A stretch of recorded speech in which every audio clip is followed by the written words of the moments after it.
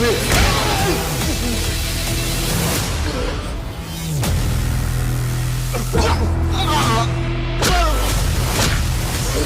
काय गरज होती या सगळ्याची? कशासाठी केलंस हे सगळं? मॅडम हे घ्या तुमच्या जमिनीचे पेपर्स. आणि तुम्हाला अजूनही कळत नसेल, एक मुलगा एका मुलीसाठी या सगळ्या गोष्टी का करतो तर तर विसरून जा.